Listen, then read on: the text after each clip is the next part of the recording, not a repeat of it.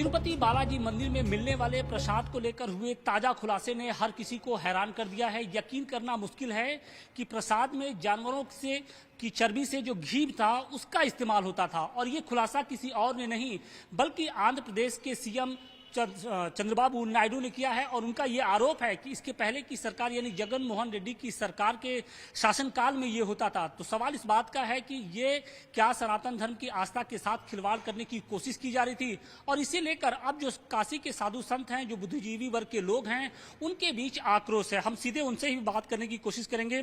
हमारे साथ पातालपुरी मठ के पीठाधीश्वर बालक दास जी हैं। बालक दास जी, ये जो खुलासा है काफी हैरान करने वाला है, आप लोग यकीन कर पा रहे हैं? बिल्कुल, बहुत दर्द दुखद और ऐसा एकदम कि सुनने के बाद ऐसा लगता है कि कितना बड़ा जो है सनातन धर्म के साथ ये लोग खिलवाड़ कर रहे हैं। सरकारों के अंतर्गत ये चीजें चल रही हैं, जानकारी में चल रही हैं। मुझे लगता है जहां पर करोड़ों लोगों की आस्था है, तिरुपति बालाजी से लोग लाखों लोग रुक जाते हैं और सरकार को वहां से कितना फायदा होता है इस चीज को आप देखिए।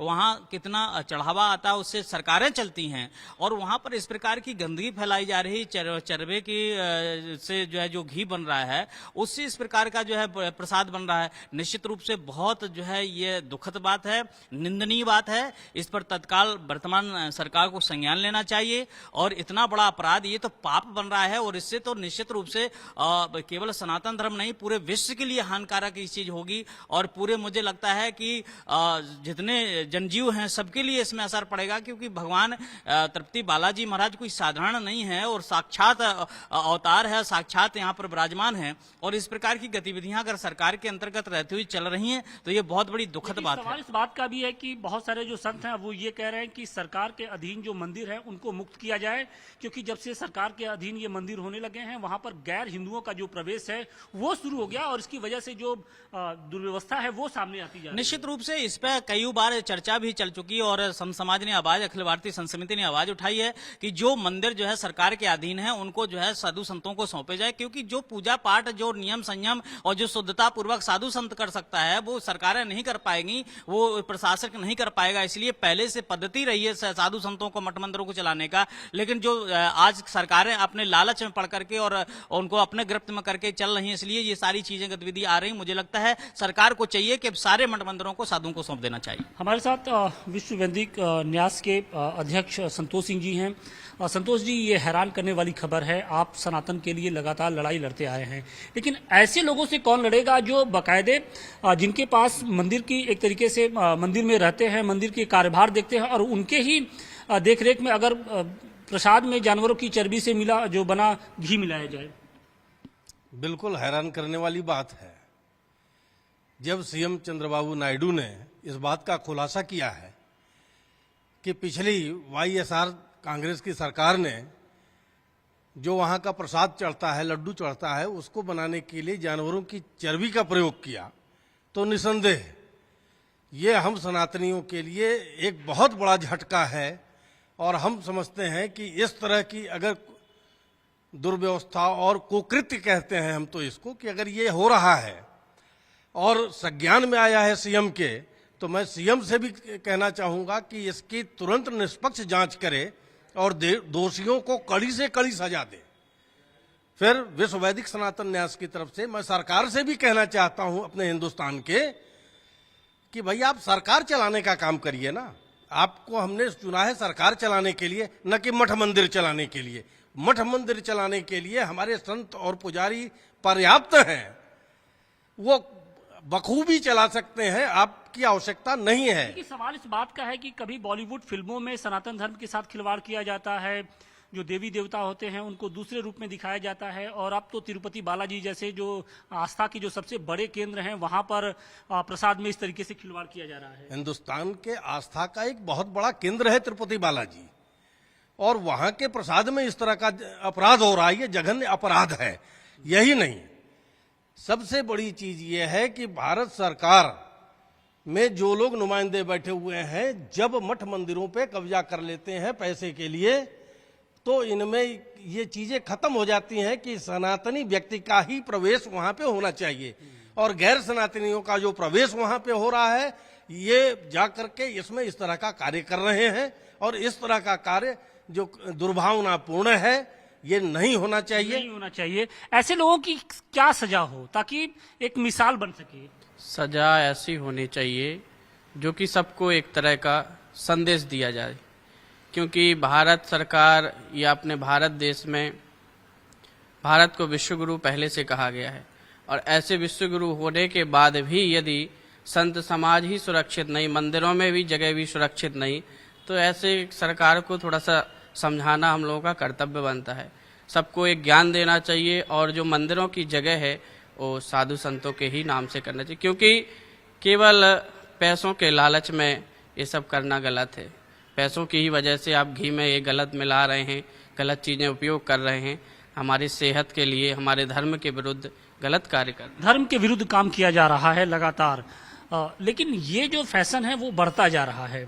कभी फिल्मों में हम देख रहे हैं, कभी सरकारें हमारे आराध्य देव को लेकर तमाम तरह की टिप्पणी करते रहते हैं, और अब तो सीधे सीधे जो प्रसाद है वहाँ पर जानवरों की चर्बी से बने हुए घी का इस्तेमाल किया जा रहा है। देखिए, हमारे पातालपुरी मठ हमारे गुरुजी परम आदरणीय बालकनाथ महाराज जी एवं विश्व न्यास के हमारे संतोष सिंह जी एवं तमाम हमारे साथी यहाँ पे हैं। हम कहना चाहते हैं, जो भगवान तिरुपति बालाजी के मंदिर में ये जघन्य अपराध करेगा उसको तुरंत फांसी दे देनी चाहिए, क्योंकि हम लोग भगवान के, ये भगवान भोलेनाथ की नगरी है बनारस के अंदर ये पूरे हम लोग श्रद्धा और सनातन धर्म के लोग रहते हैं। मैं पूरे हिंदुस्तान के जो यशस्वी प्रधानमंत्री है आदरणीय नरेंद्र मोदी जी, मैं उनसे आग्रह निवेदन करना चाहता हूं कि आप तिरुपति बालाजी मंदिर पे तुरंत ऑन द स्पॉट उस पे अपनी वहां पे दृष्टिगोचर डालिए, और वहां पे जो भी ये गलत कार्य कर, वहां के सीएम साहब हो चाहे कोई भी हो, संविधान से खिलवाड़ नहीं होना चाहिए और हमारे आस्था और सनातन धर्म से खिलवाड़ नहीं होना चाहिए। जो अगर खिलवाड़ कर रहे हैं उनके ऊपर तत्काल लगाम लगानी चाहिए, और नहीं तो ये सनातन धर्म के लोग एकजुट होकर के उस पे हम लोग अमल करने का काम करेंगे। इन्हीं चंद वाणी के साथ अपनी वाणी को विराम। बिल्कुल। अच्छा, ये बताइए कि आप कभी प्रसाद लेने जाते होंगे तो बाकायदे हम लोग माथे से लगा के प्रसाद को खाते हैं, लेकिन जब आपको ये मालूम चले कि इस प्रसाद में जानवरों की चर्बी से निकला हुआ घी हो, तब क्या आप खाएंगे और आपके मन में क्या भाव होगा? जी, ये प्रसाद हम लोगों के लिए एक बहुत बड़ी आस्था, और प्रसाद तो हम लोग एकदम समझ लीजिए कि एक भगवान के रूप में स्वीकार करते हैं, जैसा लगता है कि उसमें साक्षात भगवान का वास होता है। लेकिन ये बात जानने के बाद, अब आप बालाजी मंदिर का बात ये उठा है, तो ये हम लोगों के लिए बहुत, हिंदू होने के नाते निंदनीय है। और मैं माननीय प्रधानमंत्री जी से तुरंत अपील करता हूँ कि वो इस मैटर को तुरंत तत्काल में ध्यान दें, और इस पर जो भी निर्णय लेने का काम है वो तुरंत फैसला लेने का काम करें, क्योंकि एक हिंदू होने के नाते वो भी हिंदू है। अगर भगवान से बढ़कर कोई सरकार नहीं है, भगवान से बढ़कर सरकार नहीं है, लेकिन जब आस्था की बात आती है तो हिंदू संगठन हो या फिर जो साधु संत हैं वो एक आगे निकल कर आते हैं, और इस बार भी हम देख रहे हैं। क्या कुछ एक परिपाटी बने, नियमावली बने, ताकि जो सनातन धर्म के साथ जो लगातार इस तरीके के लोग जो खिलवाड़ कर रहे हैं उसको रोका जाए, उस पर लगाम लगाई जाए? देखिए, अखिल भारतीय संस्मृति व्यास संघ इस पर काम कर रहा है, और एक आचार संहिता जो होती है उसी प्रकार से हिंदू संहिता भी हम लोग सनातन संहिता को बना रहे हैं, पुस्तक छपने वाली है। ऐसी स्थिति में अखिल भारतीय विद्युत परिषद भी इसमें शामिल है। तो इस जो चीजें आ रही हैं, जैसे दिन प्रतिदिन पिक्चर के माध्यम से, बॉलीवुड के माध्यम से सनातन धर्म को अपमान करने का कार्य किया जा रहा है, हमारी देवी देवताओं का अपमान करने का कार्य किया जा रहा है, विधर्मियों के द्वारा जो है अपमान करने का कार्य किया जा रहा है। और जिस प्रकार से मठ मंदिर में विधर्मियों का प्रवेश शुरू हो गया, जैसे कि वहां पर जो है जो देखने सुनने वाला वो भी एक ईसाई है, तो ऐसी स्थिति में मुझे लगता है कि जब ऐसे लोग वहां पर प्रवेश करेंगे, ईसाई लोग प्रवेश करेंगे, तो कहां मेरा सनातन धर्म सुरक्षित रहेगा, कहां हम शुद्धता को उसको प्रो पाएंगे? तो इस पर सरकार को तुरंत संज्ञान लेना चाहिए, पहले उस व्यक्ति को हटा करके, और वहां पर साधु संतों के संरक्षण में कार्य होना चाहिए। हिंदुओं की कब तक परीक्षा ली जाएगी? हिंदू कब तक परीक्षा देते जाएंगे? देखिए, 1947 में हमारा देश आजाद हुआ। 1000 साल पुरानी सभ्यता की लड़ाई हम लोग लड़ रहे थे, जो 47 में बंद हो जानी चाहिए। लेकिन हम सनातनी हिंदुओं को 47 में भी धोखा दिया गया कि 33% भूमि हिंदुस्तान की अगर आप मुसलमानों को सौंप देते हो तो ये पूरा भारतवर्ष आपका हो जाएगा।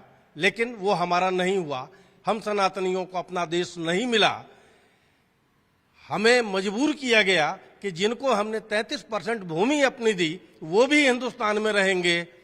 जो 200 साल हमारे ऊपर शासन किया ईसाइयत, वो ईसाई भी हिंदुस्तान में रहेंगे। तो आज भी हम आज़ादी के बाद पुनः एक नया दौर शुरू हो गया है। हम अपने आज़ादी के लिए फिर लड़ रहे हैं और लगातार 47 से अभी तक ये लड़ाई चली आ रही है। वो सभ्यता का युद्ध अभी भी खत्म नहीं हुआ है और विश्व वैदिक सनातन संघ इस चीज में लगा हुआ है। पूरे हिंदुस्तान को सनातन राष्ट्र बनाने के लिए कृत संकल्पित है और आगे लड़ाई जारी रखेगी। बिल्कुल लड़ाई जारी रहेगी, लेकिन जिस तरीके से चंद्रबाबू नायडू की ओर से ये खुलासा हुआ है उसने हर हिंदू सनातनी को कहीं ना कहीं हैरान किया है। और सवाल इस बात का है कि क्या गैर हिंदुओं का जो प्रवेश है वहां पर रोका जाए, क्योंकि जो साधु संत हैं उनकी ये मांग है कि मंदिरों को पूरी तरीके से उनको सौंप देना चाहिए, सरकार का हस्तक्षेप नहीं रहना चाहिए और इसके साथ ही वहां पर गैर हिंदुओं का जो प्रवेश है वो बिल्कुल वर्जित होना चाहिए।